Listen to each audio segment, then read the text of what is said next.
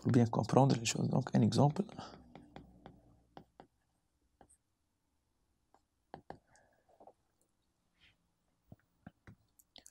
Donc, je vais prendre f de x, par exemple, égal à 1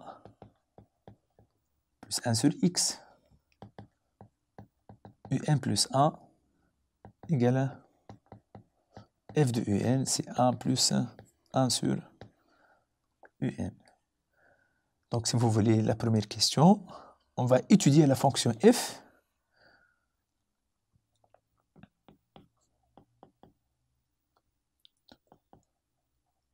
Étude de f de 0 plus l'infini.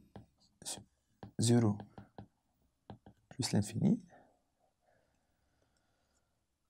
Donc, f, elle est comment? Donc, si vous voulez, donc, puisque f' de x égale moins 1 sur x carré, donc f est contenu décroissante de, si vous voulez, sur 1, mais sur 0 plus l'infini, même à valeur dans 1 plus l'infini. Voilà. Donc, si vous voulez, donc, je vais tracer l'allure de la fonction f. C'est très important de tracer l'allure, donc pour voir les choses.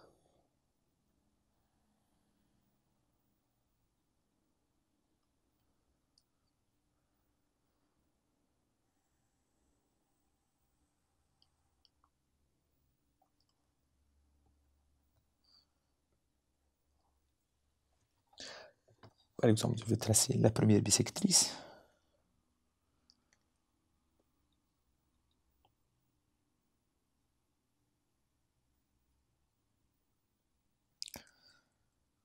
Par exemple, la première bisectrice.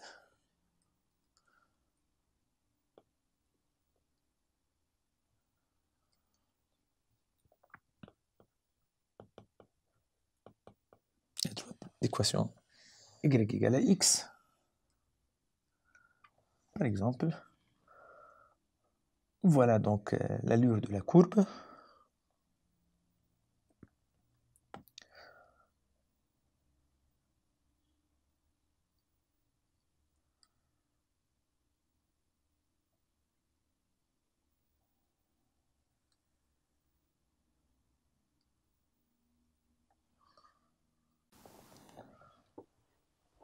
Donc, après avoir tracé l'allure de la fonction f, maintenant, je vais montrer que la suite, par exemple, un, donc, ça converge.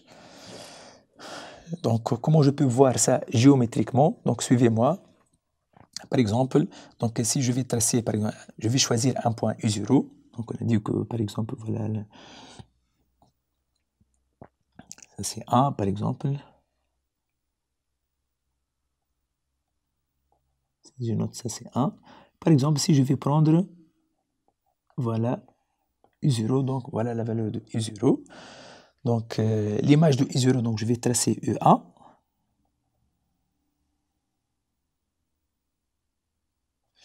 Voilà. E1, ça c'est f de U0. Donc, voilà E1. Donc, puis qu'est-ce qu'il faut faire? Donc, il faut placer la position pour chercher U2. Donc, il faut, U2, ça c'est f de E1. Comment je peux tracer E1? Donc, il faut tout d'abord placer E1 sur l'axe des abscisses, c'est-à-dire il faut reporter la valeur de E1 par symétrie par rapport à la première bisectrice. Donc tout d'abord, qu'est-ce qu'on faut faire pour tracer le point U2? Donc qu'est-ce qu'il faut faire?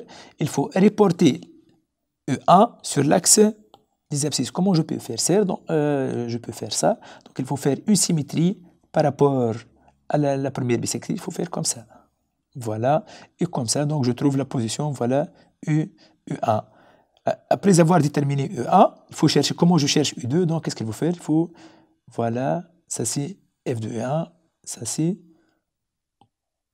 U2. De même, donc qu'est-ce qu'il faut faire?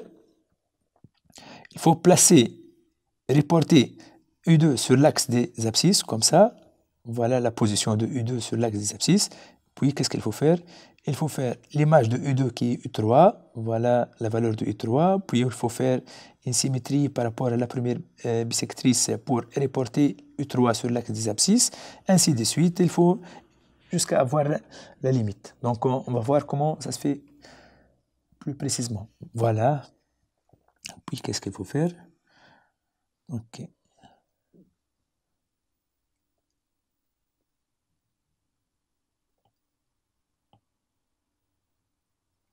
Donc, si vous voulez.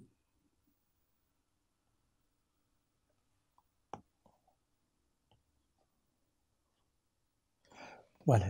Maintenant, je vais reporter U1 sur l'axe des abscisses. Donc, on va faire comme ça.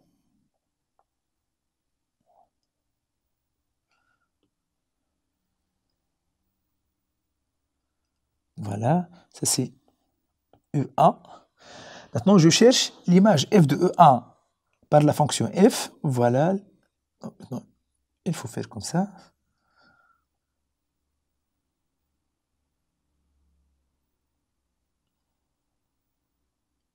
Voilà. Puis, qu'est-ce qu'il faut faire? Si je cherche maintenant, par exemple, voilà la position, si vous voulez, U2.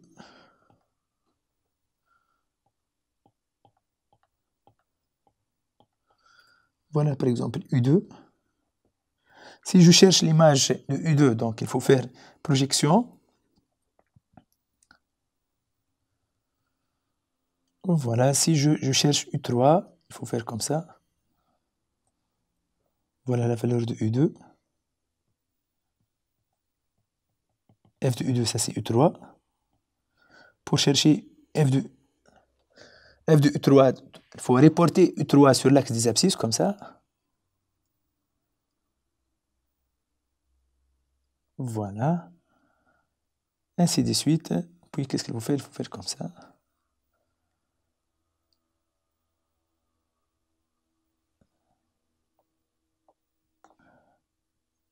Donc, il faut...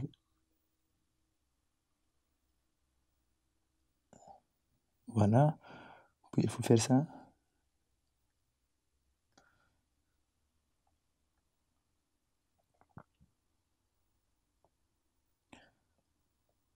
Voilà le principe. Géométriquement, comment je peux voir ça? Ainsi de suite. Et donc, on va voir...